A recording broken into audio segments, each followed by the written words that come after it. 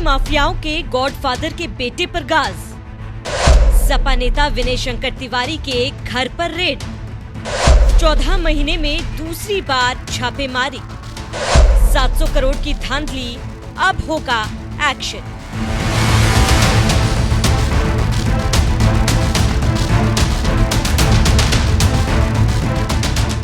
सपा नेता और पूर्व विधायक विनय शंकर तिवारी के घर पर 14 महीने में दूसरी बार ईडी ने छापेमारी की है। विनय शंकर तिवारी पर 700 करोड़ की धांधली का आरोप है। सपा नेता के लखनऊ, गोरखपुर समेत कई ठिकानों पर छापेमारी की जा रही है। दरअसल बैंक ऑफ इंडिया समेत कई बैंकों ने विनय तिवारी से जुड़ी Gangotri enterprise private limited company के खिलाफ शिकायत दर्ज कर धांधली का आरोप लगाया। शिकायत में बैंक के लोन गलत तरीके से दूसरी जगह निवेश पर हड़पने का आरोप लगाया गया। इस पूरे मामले में सबसे पहले सीबीआई ने केस दर्ज कर जांच शुरू की थी, जिसके बाद ईडी ने मनी लॉन्ड्रिंग एक्ट के तहत मामला दर्ज कर जांच तेज कर दी है।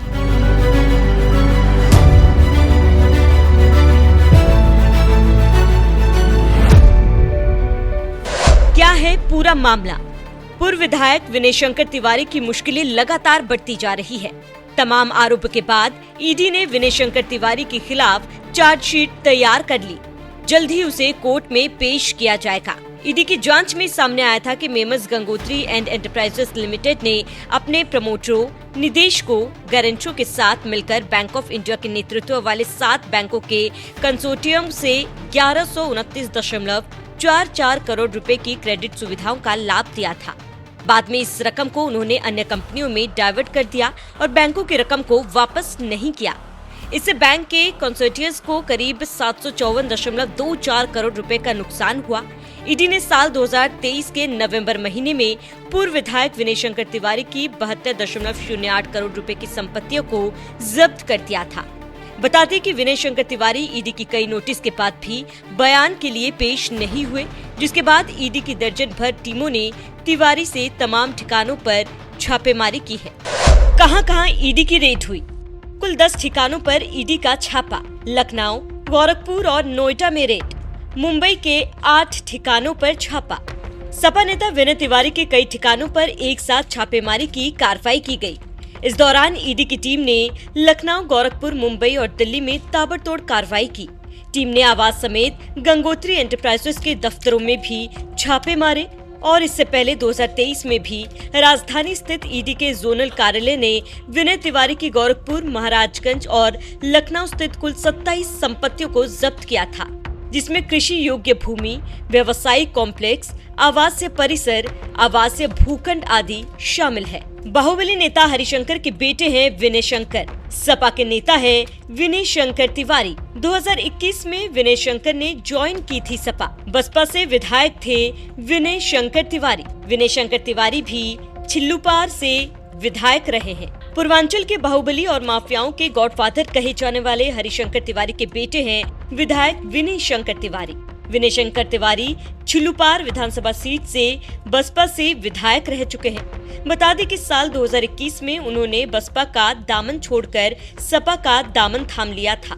बसपा में रहकर जिस सीट से विनय विधायक चुने गए थे, उसी सीट से उसके पिता हरिशंकर भी 6 बार विधायक चुन कर आए थे। वहीं ईडी की जांच के दौरान पता चला कि विनय शंकर ने लोन को विभिन्न तरीकों से अवैध रूप से दूसरे स्थानों पर निवेश किया और बैंकों के पैसे हड़पने की कोशिश की गई। ये छापेमारी उस वित्तीय अनियमितता के खिलाफ कड़ी कार्रवाई के तौर पर देखी जा रही है, जो सार्वजनिक बैंकों के वित्तीय संसाधनों का दुरुपयोग करती है। बहरहाल ईडी ने अपनी कार्रवाई तेज कर दी है।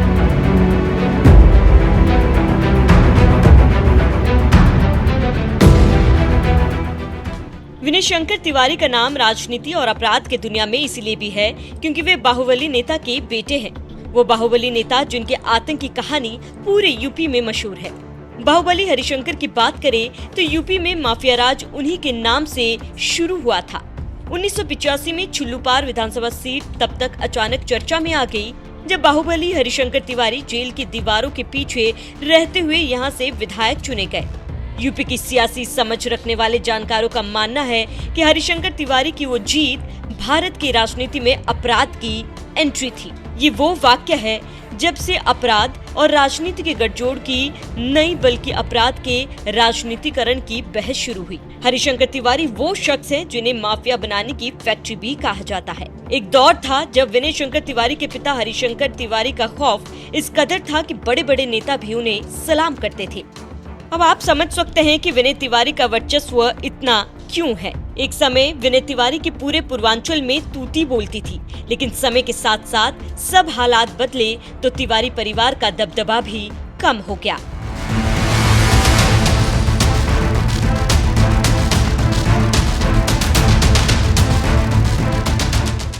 बहरहाल यूपी में योगी राज है और सीएम योगी ने साफ कहा है कि यूपी में अपराध के साथ साथ अपराधियों के लिए कोई जगह नहीं। वहीं तिवारी परिवार और यूपी सरकार की टकरार जग जाहिर है, क्योंकि कई मौकों पर विनय तिवारी सरकार पर हमला बोल चुके हैं। फिलहाल ईडी ने अपनी कार्रवाई और तेज कर दी है।